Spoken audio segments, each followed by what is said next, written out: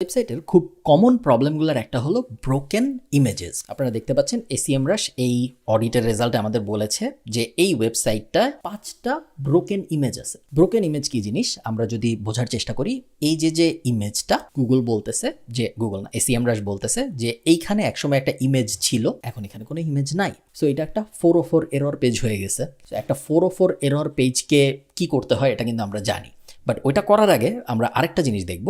এসিএমরাশ আমাদের এটাও বলছে যে এই ইমেজটা এই পেজে ছিল। সো আমরা আগে চেক করে দেখব যে এই পেজটা এখন কীরকম দেখাচ্ছে, কারণ এমন যদি হয় যে এই ইমেজটা এই পেজে ছিল এবং এখন এই ইমেজটা একটা ব্রোকেন লিঙ্ক, তাহলে এমন হইতে পারে যে এই পেজের ভিতরে যে জায়গায় ওই ইমেজটা ছিল ওই জায়গাটা এখন সুন্দর মতো লোড হচ্ছে না। এক্ষেত্রে আমরা দেখতে পাচ্ছি এরকম হয়নি, কারণ ওই ইমেজটা এই পেজ থেকে সম্ভবত তার আগেই সরায় ফেলা হয়েছে। বাট এরকম অনেক সময় হইতে পারে যে ওই ইমেজটা এই পেজে যে জায়গায় ছিল ওই জায়গাটা এখন একটা ফাঁকা জায়গা হয়ে গেছে, কারণ ওখানে একসময় ইমেজ ছিল, এখন আর ওখানে ইমেজ নাই। এক্ষেত্রে আমাদের ওরকম সমস্যা নাই দেখা যাচ্ছে। সো আমরা এখন যেটা করব, 1 2 3 4 5টা ইমেজ এসিএমরাশ বলছে যে এই সব জায়গায় ইমেজ ছিল, এখন এই সব জায়গায় ইমেজ নেই, এগুলো এখন 404 এরর পেজ হয়ে গেছে। আপনারা অলরেডি জানেন আমি আশা করছি, কারণ আপনারা আগের কয়েক ভিডিও আগে আপনারা দেখেছেন যে একটা 404 পেজকে কি সলভ করতে হয়। 404 পেজকে আমরা সবসময় রিডাইরেক্ট করে দিই অন্য আরেকটা পেজে। কোন পেজে রিডাইরেক্ট করি? যেটা সবচেয়ে রেলেভেন্ট। এই ক্ষেত্রে এই ইমেজগুলোর জন্য সবচেয়ে রেলেভেন্ট পেজ হলো এই পেজটা। সো এই পেজে আমি এখন এই লিঙ্কগুলোকে রিডাইরেক্ট করে দিব।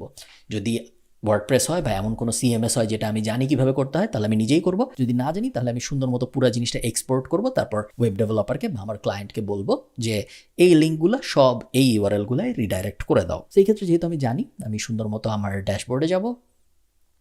আমার ড্যাশবোর্ডে যাওয়ার পরে আমি সেটিংস থেকে 301 রিডাইরেক্টসে যাব। তারপরে আমি এইখানে আমার লিঙ্কগুলা কপি করলাম, কপি করে এখানে বসালাম, বসিয়ে এইখানে আমি কাস্টম করে আমার এই লিঙ্কটা কপি করলাম, কপি, এবং তারপরে এখানে পেস্ট। একটা হয়ে গেল। এবং আমি এখন সেকেন্ডটা করি। সেকেন্ডটার জন্য আমার সেম সিস্টেম, কপি, এখানে অ্যাড নিউ রিডাইরেক্ট, পেস্ট, এবং তারপরে কাস্টম থেকে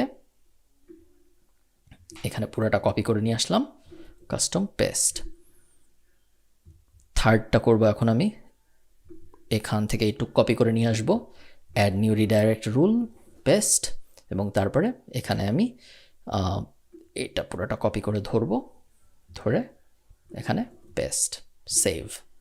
এরপরে ফোর্থটা বুক ক্রাশ নিয়ে আসলাম, add new redirect rule, copy, এবং তারপরে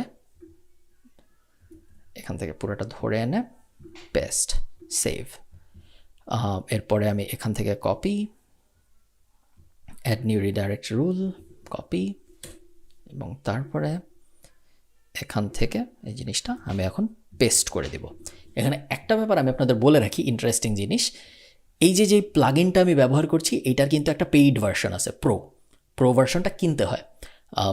আমি এখন যেটা ইউজ করছি এটা তো ইউজ করা ফ্রি, বাট প্রো ভার্সনটা কিনে নিতে হয়। কিনলে লাভ যেটা হয়, ম্যানুয়ালি এই কাজগুলো করা লাগে না, অটোমেটিক্যালি এই প্লাগইনটা ডিটেক্ট করে 404 এরর এবং তারপর রিডাইরেক্ট করে দেয়। সো আপনি যদি এমন কোনো ক্লায়েন্টের সাথে কাজ করে থাকেন যে ক্লায়েন্ট আপনাকে একটা টুল বাজেট দিচ্ছে, অনেক সময় আপনি যখন কোনো কোম্পানিতে এসইওর চাকরি করবেন অথবা আপনি যখন কোনো ক্লায়েন্টের জন্য কাজ করবেন অ্যাজ আ ফ্রিল্যান্সার, চাকরি করলে সাধারণত এটা বেশি হয়, ফ্রিল্যান্সারদের জন্য এটা কম হয়। তখন কোম্পানি, আপনার যে বস, মার্কেটিংয়ের হেড, সাধারণত এসইও এক্সপার্ট থাকে ডিজিটাল মার্কেটিং টিমে, এবং সো আপনার হেড অফ ডিজিটাল মার্কেটিং সে আপনাকে বলবে যে তোমার প্রত্যেক মাসে $200 হলো টুল বাজেট। টুল বাজেট মানে আপনার স্যালারির বাইরে এটা দিয়ে আপনি টুল কিনতে পারবেন বিভিন্ন। তখন আপনি যেটা করতে পারেন, আপনি ওই $200 কিছু একটা এই প্রো ভার্সনে স্পেন্ড করতে পারেন, যদি আপনি এমন একটা ওয়েবসাইট নিয়ে কাজ করে থাকেন যেটা অনেক 404 এরর হয়। আপনি 1-2 মাস কাজ করলেই বুঝে যাবেন যে এই ওয়েবসাইটে প্রত্যেক অডিটে 1000 404 এরর পাওয়া যায় বা 500 404 এরর পাওয়া যায়। এরকম যখন হয় তখন তো আপনি বসে 500 মিলাবেন না, তাই না? সেখানে অনেক সময় চলে যাবে আপনার, ওই সময়টা মূল্যবান এবং ওই সময়টা অন্য কোথাও দিবেন আপনি। সেক্ষেত্রে আপনি যেটা করবেন, আপনি এটার প্রো ভার্সন কিনে ফেলবেন। আপনার ডিজিটাল মার্কেটিংয়ের যে হেড তাকে বলবেন যে আমার এই প্রো ভার্সন দরকার হয়, সেই কিনে দেবে বা আপনি কিনে ফেলবেন, তারপর এটা অটোমেটিক্যালি হইতে থাকবে। খুবই কমন জিনিস এবং অনেকেই এই ব্যাপার করে থাকে।